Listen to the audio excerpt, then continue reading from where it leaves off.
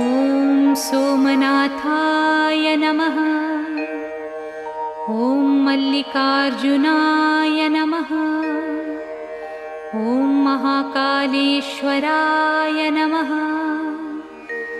ॐ ओंकारेश्वराय नमः। ॐ वैद्यनाथाय नमः। ॐ भीमशंकराय नमः। ॐ रामेश्वराय नमः। ॐ नागेश्वराय नमः। ॐ विश्वेश्वराय नमः। ॐ त्र्यंबकेश्वराय नमः। ॐ केदारेश्वराय नमः।